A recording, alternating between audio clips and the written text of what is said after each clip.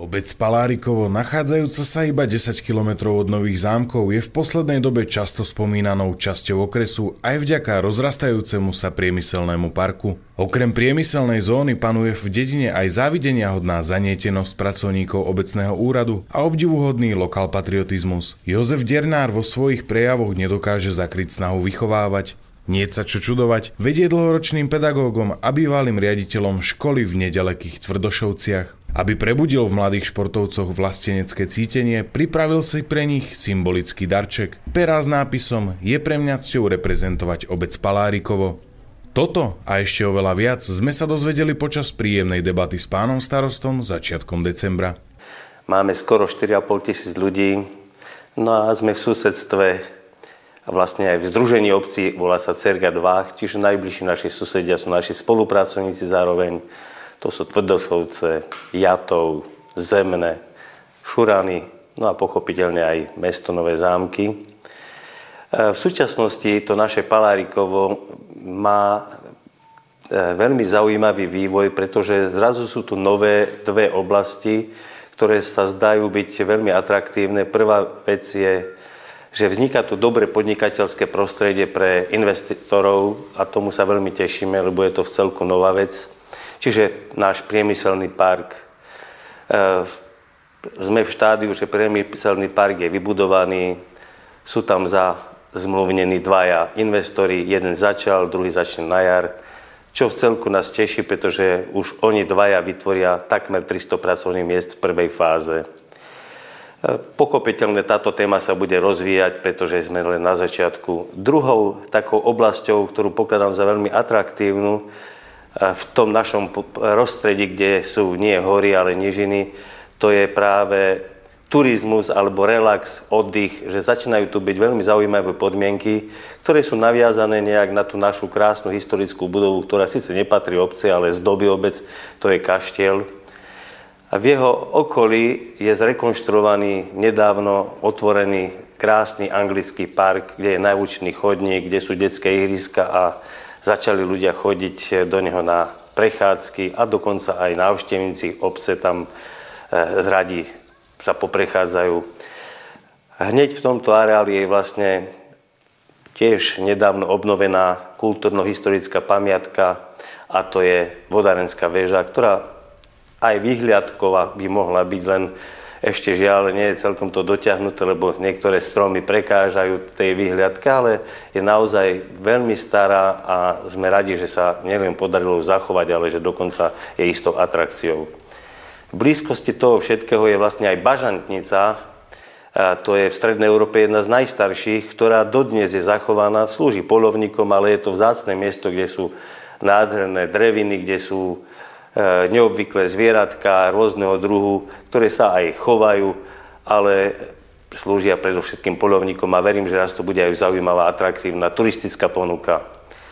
No a v tom istom areáli v podstate je nedávno postavená budova wellness centra.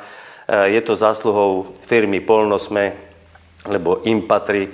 No a táto budova poskytuje naozaj veľmi dobré podmienky na relax všetkého druhu, lebo sú tam sauny, bazény, trysky, masážne a podobne. Práve v týchto dňoch dokončil veľkú koniareň. Je to historická budova, vlastne pozostatok od grófa, ktorá prežila 10 ročia od dávnych čias a teraz znovu to vzkriesili a obnovili. Sú tam aj pôvodné prvky, dokonca sú tam už 6 koníkovia, parkour. Takže v budúcnosti nielen, že rekreačne sa bude dať jazdiť na koníkoch, ale pokiaľ viem, chcú tam zaviesť aj hypoterapiu, teda liečba koníkmi, dokonca letné tábory nejaké, kde by aj detičky mohli ísť.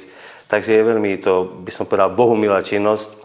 No ale aj iní ľudia budú môcť prísť, lebo v našej obci nemalo tradíciu bowling, ale aj táto bowlingová dráha sa v decembri má otvoriť, vinotéka a ďalšie ponuky, ktoré by som povedal, že zatraktívnia to naše prostredie. takú tradíciu, čo aj iné obce možno majú, ale u nás to prežíva už desiatky rokov, to je ochotnícke divadlo a každý rok čakáme s napätím, čím nás prekvapia. Je veľký záujem, že musia 2-3 krát opakovať vystúpenie, pretože ľudia sa tešia na tých našich umelcov a ich obdivujem to, že si nájdu v tomto zhone čas na to zapamätať si tie dlhé texty a chodiť po večeroch na nácviky. Naozaj je to obdivuhodná činnosť, ktorú urobia a my sme na nich naozaj veľmi hrdí.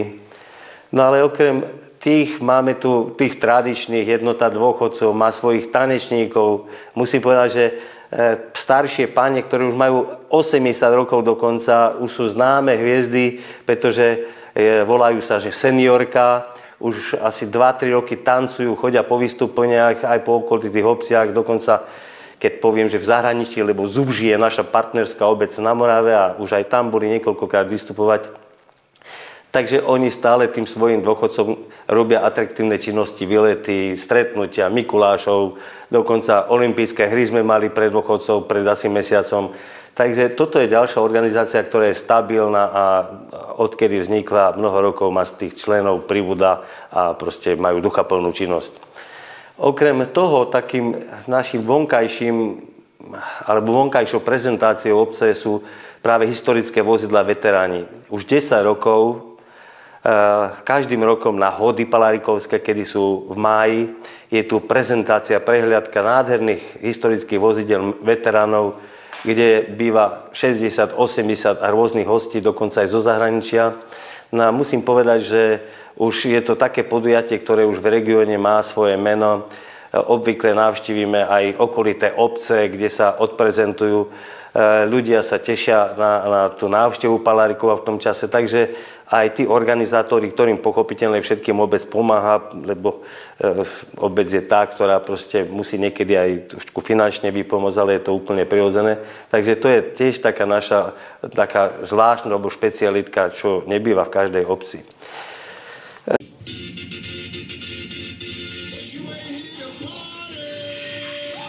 Naozaj nevídaný koncert, za ktorý by sa nehanbili ani vo veľkom meste, sa konal v poslednú adventnú nedeľu v Palárikove. Tak už niekoľko rokov v Palárikove v poslednú adventnú nedeľu je podujatie, ktoré končí vlastne celoročnú našu prácu, volá sa, že Vianočný koncert vďaky. Vianočný koncert vďaky, ako už názov napovedá, že ideme niekomu ďakovať. Táto tradícia vznikla pred 17 rokmi, keď sme chceli oceniť hlavne darcov krvi. Ja sa veľmi teším, že Palárikovo patrí medzi obce, kde vždy nájdeme nejakých ľudí, ktorí nad rámec svojich bežných občanských povinností urobia niečo výnimočné, nejakým spôsobom robia niečo nad rámec svojich bežných občanských povinností, úspešne reprezentujú našu obec. No aj v tomto roku sme 4 takých vytipovali, ktorí verím, že budú môcť prísť a budeme môcť im poďakovať a zablahoželať. Jedným z nich je športový kinológ, ktorý bol už majstrom sveta dokonca, Československa, Slovenska, niekoľkonásobným. Takisto radi by sme ocenili za posledné architektonické dielo pána inžiniera, ktorý je architekt a ktorý vlastne má na svedomí v dobrom slova zmysle tú vodárenskú väžu, teda tú kultúrnu pamiatku, ktorá bola pred rokom zrekonštruovaná. On je autor celej rekonštrukcie a veľmi sa tešíme, že táto vzácna kultúrna pamiatka znovu bude slúžiť a slúži ľuďom. No a potom naši hasiči. Palárikovo má tradíciu viac ako 100 rokov dobrovoľného hasičského zboru a musím povedať, že oni nie sú len na to, aby niekedy vence položili alebo aby sa niekde ukázali v uniformách, ale skutočne dozrel čas, aby sme sa im poďakovali, pretože jeden z nich, z tých ocených už desiatky rokov sa venuje mládeži, mladým žiakom. Záujem stále je veľký a tí sa učia vlastne všetko to, čo každý človek by mal vedieť, ako si počínať pri požiare, akú prevenciu urobiť. Chodia na súťaže a treba sa tomu človeku poďakovať.